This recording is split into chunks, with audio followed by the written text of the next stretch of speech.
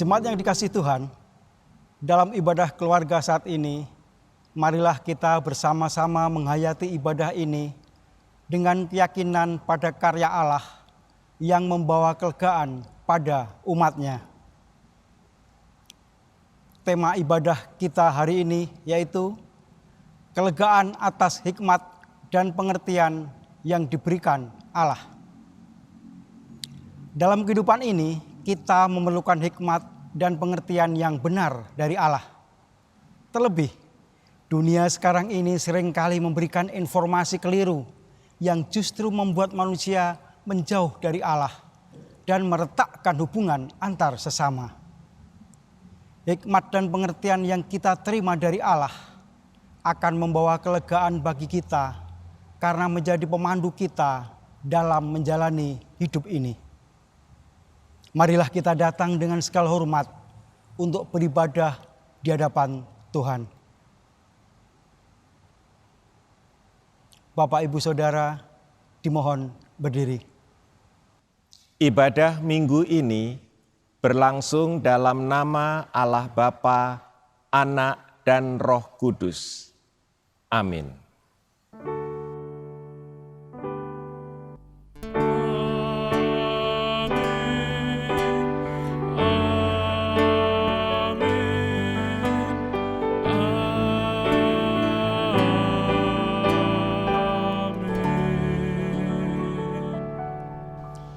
Kasih karunia, rahmat dan damai sejahtera dari Tuhan beserta Bapak, Ibu, dan saudara semua. Silakan duduk. Bapak, Ibu, Saudara, mari kita bersama-sama memuji nama Tuhan melalui Kidung Jemaat nomor 3, bait pertama. Kami puji dengan riang.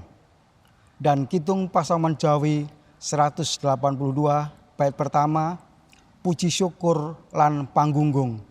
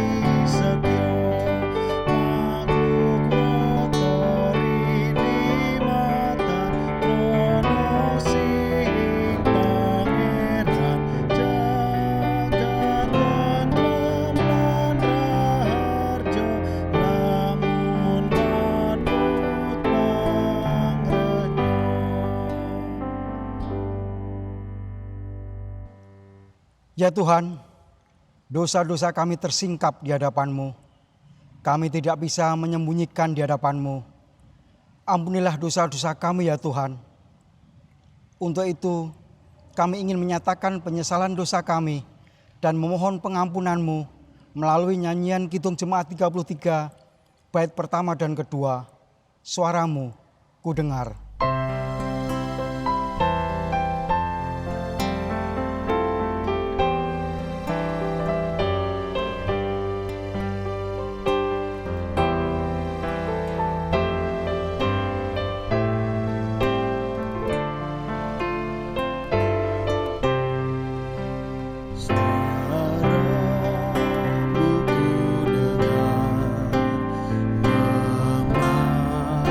Memanggil diri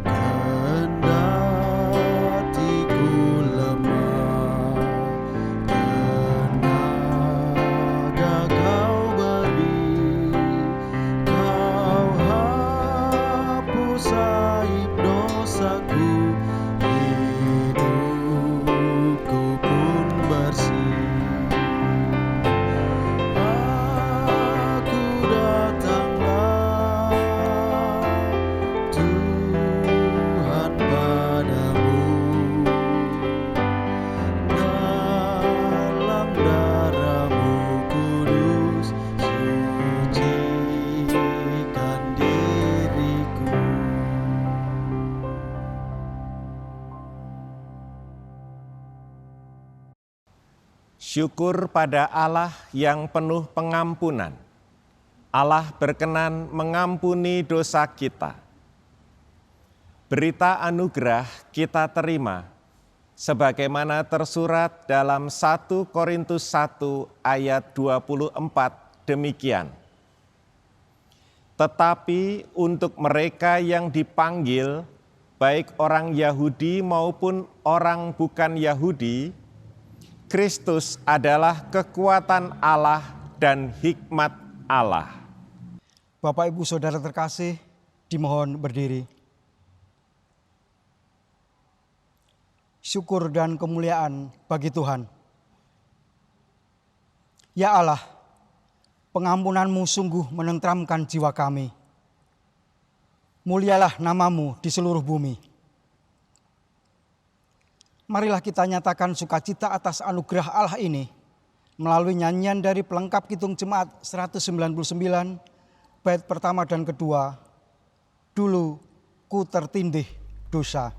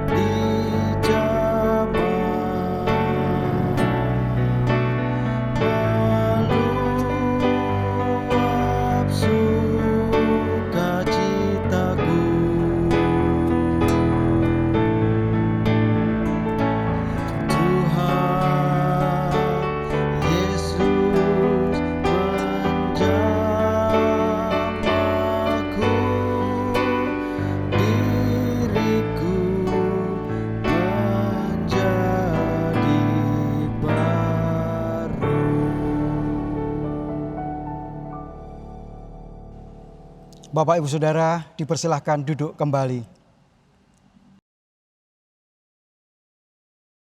Bapak, Ibu, dan saudara-saudari yang terkasih, keluarga-keluarga yang berbahagia. Sebelum kita membaca dan merenungkan firman Tuhan, marilah kita berdoa dalam doa epiklesis. Mari kita berdoa.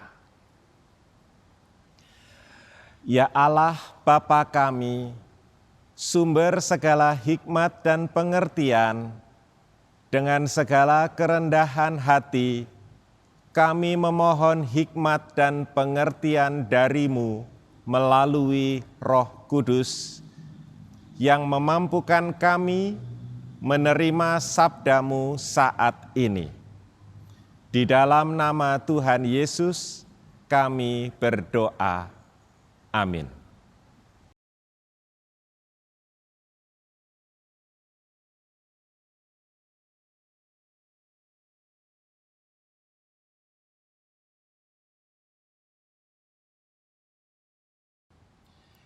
Pembacaan dari kitab 1 Raja-Raja pasal 3 ayat 5 sampai 15. Demikian bunyinya. Di Gibeon itu Tuhan menampakkan diri kepada Salomo dalam mimpi pada waktu malam. Berfirmanlah Allah, mintalah apa yang hendak kuberikan kepadamu. Lalu Salomo berkata, Engkaulah yang telah menunjukkan kasih setiamu yang besar kepada hamba-Mu Daud ayahku. Sebab ia hidup di hadapan-Mu dengan setia, benar, dan jujur terhadap Engkau. Dan Engkau telah menjamin kepadanya kasih setia yang besar itu, dengan memberikan kepadanya seorang anak yang duduk di tahtanya seperti pada hari ini. Maka sekarang ya Tuhan Allahku, Engkaulah yang mengangkat hamba-Mu ini menjadi raja, menggantikan Daud ayahku, sekalipun aku masih sangat muda dan belum berpengalaman. Demikianlah hamba-Mu ini berada di tengah-tengah umat-Mu yang Kau pilih, suatu umat yang besar, yang tidak terhitung dan tidak terkira banyaknya. Maka berikanlah kepada hamba-Mu ini hati yang faham menimbang perkara untuk menghakimi umat-Mu dengan dapat membedakan antara yang baik dan yang jahat. Sebab siapakah yang sanggup menghakimi umat-Mu yang sangat besar ini? Lalu, adalah baik di mata Tuhan bahwa Salomo meminta hal yang demikian. Jadi berfirmanlah Allah kepadanya, oleh karena engkau telah meminta hal yang demikian dan tidak meminta umur panjang atau kekayaan atau nyawa musuhmu, melainkan pengertian untuk memutuskan hukum, maka sesungguhnya aku melakukan sesuai dengan permintaanmu itu. Sesungguhnya aku memberikan kepadamu hati yang penuh hikmat dan pengertian, sehingga sebelum engkau tidak ada seorang pun seperti engkau, dan sesudah engkau takkan bangkit seorang pun seperti engkau. Dan juga apa yang tidak kau minta, aku berikan kepadamu, baik kekayaan maupun kemuliaan, sehingga sepanjang umurmu takkan ada seorang pun seperti engkau di antara raja-raja. Dan jika engkau hidup menurut jalan yang kutunjukkan, dan tetap mengikuti segala ketetapan dan perintahku sama seperti ayahmu Daud, maka Aku akan memperpanjang umurmu.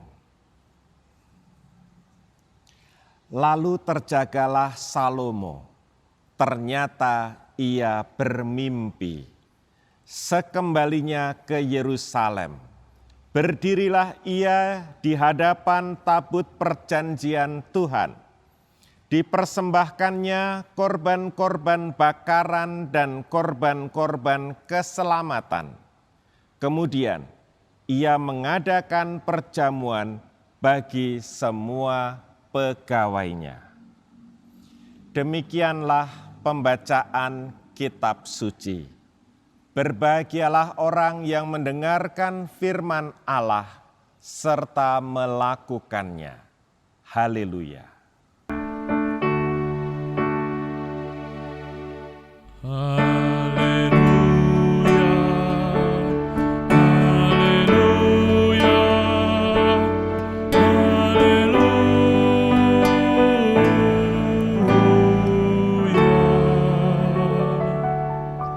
Saudara-saudari yang terkasih, pada hari Minggu ini, tanggal 26 Juli tahun 2020, kita beribadah di tengah situasi yang ambivalen, artinya situasi yang mendua. Di satu pihak, kita masih berada di tengah pandemi virus corona yang mendunia. Di lain pihak, kita ada di tengah ancaman krisis ekonomi yang membuat situasi hidup kita sehari-hari terasa semakin berat. Situasi yang ambivalen ini amat merepotkan, menyulitkan, dan bisa berkembang menjadi bersifat membahayakan. Oleh sebab itu, situasi ambivalen ini perlu kita hadapi dengan sikap bijaksana. Bagaimana caranya? Di dalam pembacaan kitab suci, kita menemukan gambaran-gambaran tentang kebijaksanaan itu. Di awal kejayaannya, Raja Salomo berdoa kepada Tuhan. Ia memohon rahmat kebijaksanaan. Salomo berkata, "Ya Tuhan, berikanlah kepada hamba-Mu ini hati yang faham menimbang perkara, untuk dapat membedakan antara yang baik dan yang jahat." Lalu terhadap permintaannya itu Tuhan bersabda, "Sesungguhnya Aku memberikan kepadamu hati yang penuh hikmat dan pengertian." Salomo minta hati bijaksana. Allah pun memberinya hati bijaksana. Hati bijaksana itu wujudnya 3. Yang pertama, sebagai alat. Yang kedua, sebagai sikap. Dan yang ketiga, sebagai usaha. Yang pertama, sebagai alat. Hati bijaksana itu adalah sarana untuk melayani. Itu adalah alat untuk memimpin umat Allah, supaya Salomo dapat menjadi raja yang baik. Hati yang bijaksana itu hanyalah alat. Ia bukan tujuan hidup.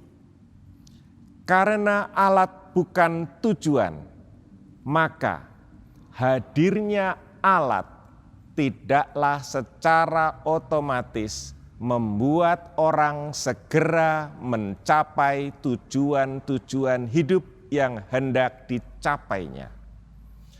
Hati bijaksana itu hanyalah alat bukan tujuan, maka harus dilengkapi dengan hal yang kedua. Hal yang kedua adalah bahwa hati yang bijaksana itu wujudnya adalah sikap. Hati yang bijaksana itu hadir untuk memperlengkapi alat. Yang namanya alat itu tak bisa jalan sendiri. Suatu alat mestilah diperlengkapi dengan sikap manusia dari orang yang hendak memakai alat itu. Hadirnya alat tidaklah menjamin tercapainya tujuan dari alat itu. Untuk mencapai tujuan dari alat itu diperlukan orang yang sikapnya tertuju kepada tujuan dari alat itu. Misalnya, alat tulis kita, ballpoint atau pena, adalah alat untuk menulis. Hadirnya ballpoint atau pena itu tidaklah menjamin munculnya tulisan.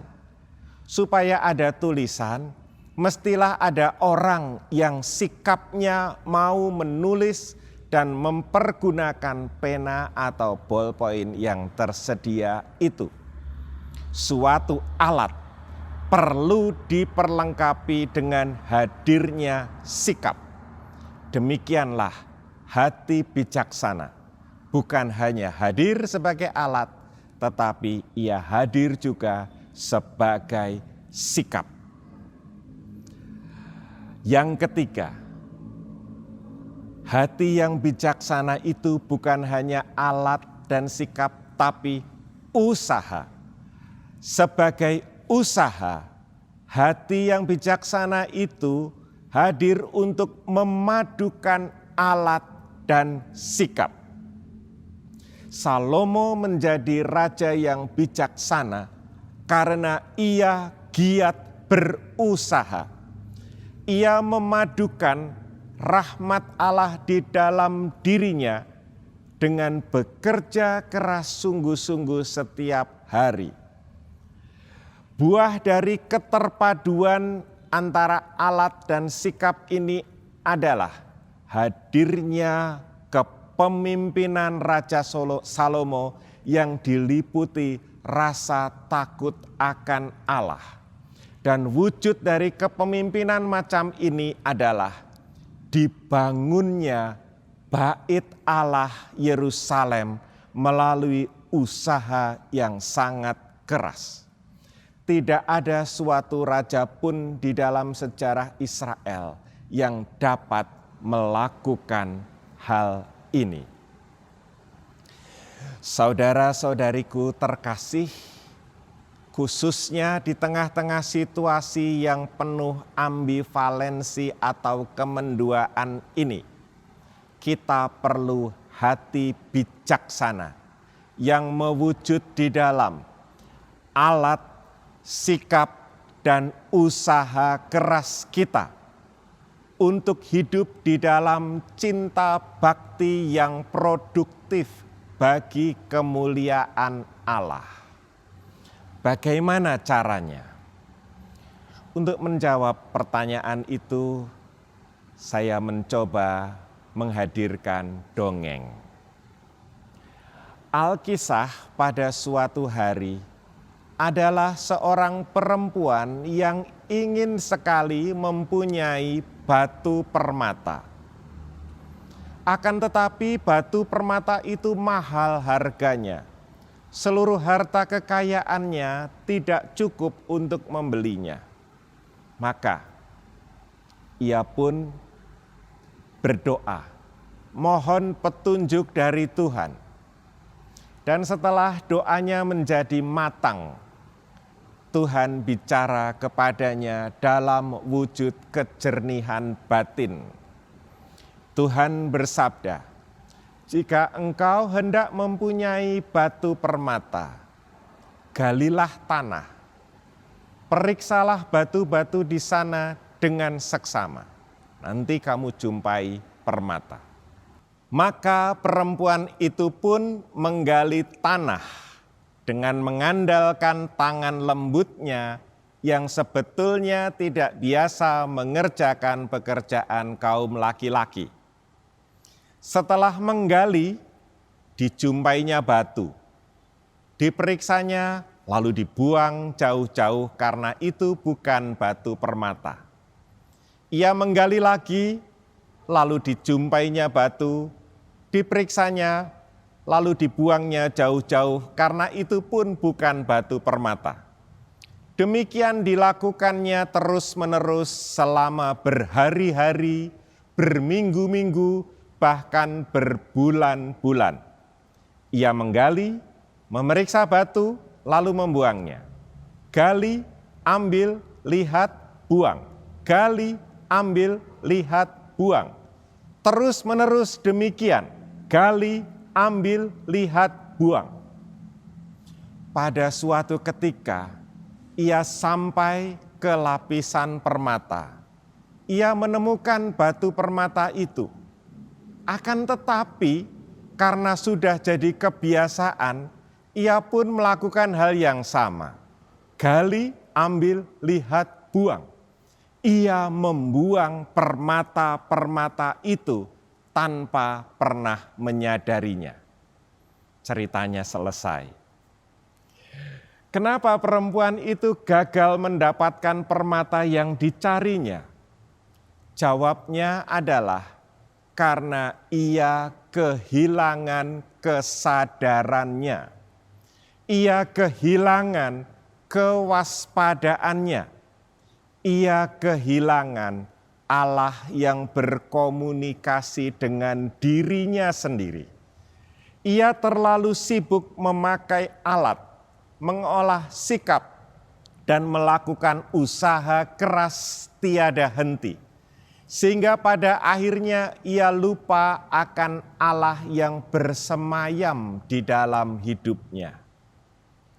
Oleh sebab itu, saudara-saudariku yang terkasih, di tengah-tengah situasi ambivalen atau situasi mendua atau situasi plin-plan yang terjadi saat ini, kita perlu hati bijaksana yang wujudnya adalah kewaspadaan. Situasi kita memang sulit, meresahkan, dan akan terasa semakin menekan. Akan tetapi, janganlah kita lupa akan Allah yang bersemayam di dalam hidup kita. Allah itu setia menyertai kita. Bersama Dia, kita aman, kita nyaman, kita bertahan. Amin.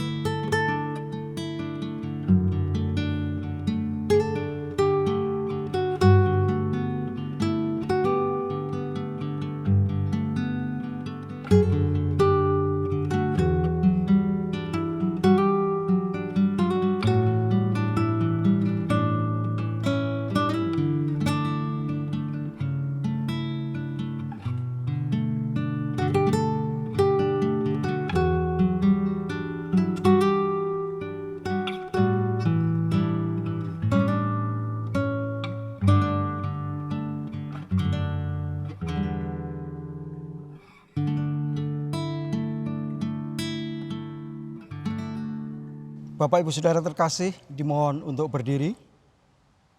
Bersama dengan umat Tuhan di segala tempat dan dalam persaudaraan dengan umat Tuhan di segala abad, marilah kita meneguhkan iman percaya kita dengan mengucapkan pengakuan iman rasuli secara bersama-sama. Aku percaya kepada Allah, Bapa yang Maha Kuasa, Khalik langit dan bumi, dan kepada Yesus Kristus, anaknya yang tunggal Tuhan kita, yang dikandung daripada Roh Kudus, lahir dari anak darah Maria, yang menderita di bawah pemerintahan Pontius Pilatus, disalibkan, mati dan dikuburkan, turun dalam kerajaan maut. Pada hari yang ketiga, bangkit pula dari antara orang mati, naik ke surga, duduk di sebelah kanan Allah Bapa yang Maha Kuasa, dan akan datang dari sana untuk menghakimi orang yang hidup dan yang mati. Aku percaya kepada Roh Kudus, gereja yang kudus dan am, persekutuan orang kudus, pengampunan dosa, kebangkitan orang mati, dan hidup yang kekal. Bapak Ibu Saudara, dipersilahkan duduk kembali. Bapak Ibu Saudara yang terkasih, mari kita menaikkan doa syafaat kita yang akan dipimpin oleh salah satu anggota keluarga. Dan nanti akan kita akhiri dengan doa Bapa kami yang kita ucapkan secara bersama-sama.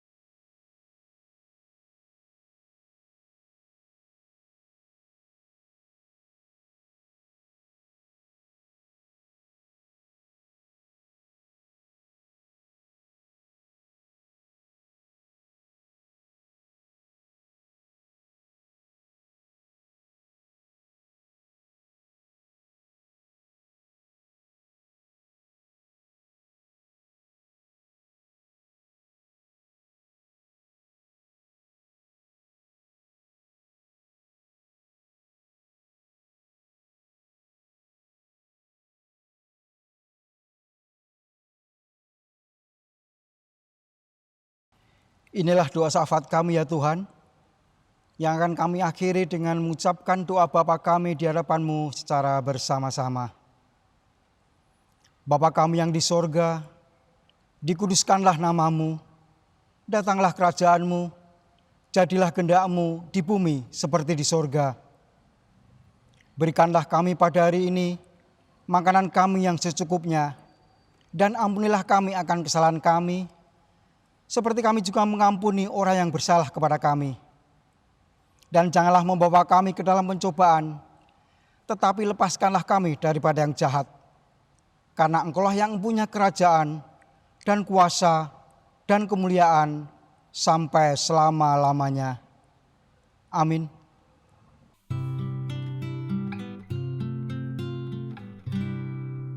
Persembahan. Jemaat yang terkasih, persembahan yang dikumpulkan oleh masing-masing keluarga mohon dimasukkan dalam amplop dan direkatkan untuk kemudian diserahkan ke gereja. Persembahan juga dapat ditransfer ke rekening GKJ Nehemia di Bank Mandiri Cabang Pondok Indah dengan nomor rekening 101 008 1049 106 dengan nama akun Gereja Kristen Jawa Nehemia. Jika Bapak Ibu Saudara ada kesulitan dengan transfer, Bapak Ibu Saudara dapat menghubungi Majelis GKJ Nehemia. Untuk doa persembahan dipersilahkan dipimpin oleh salah satu anggota keluarga.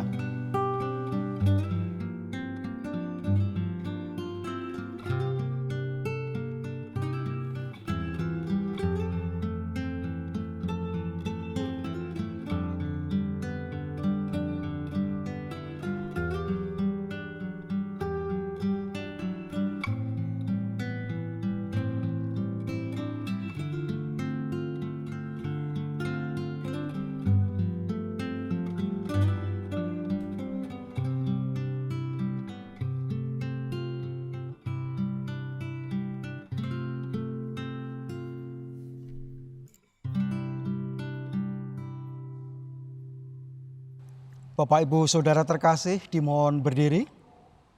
Mari kita wujudkan kesediaan kita diutus Tuhan dengan menyanyikan lagu pengutusan dari Kidung Jemaat 387 bait pertama dan kedua. Ku heran Allah mau memberi. Dan untuk bait ketiga akan kita nyanyikan setelah berkat Tuhan kita terima.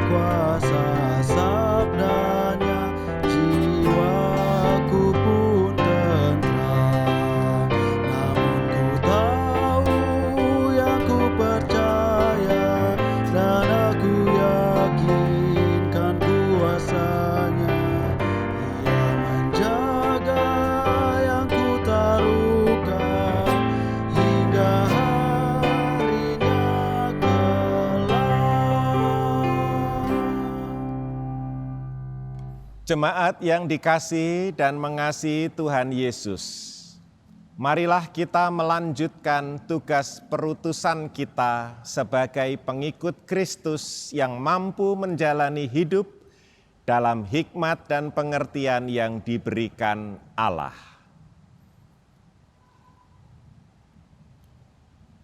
Terpujilah Tuhan. Marilah kita terima berkat Tuhan. Tuhan memberkati saudara dan melindungi saudara. Tuhan menyinari engkau dengan wajah-Nya dan memberimu kasih karunia. Tuhan menghadapkan wajah-Nya kepadamu dan memberimu damai sejahtera. Amin.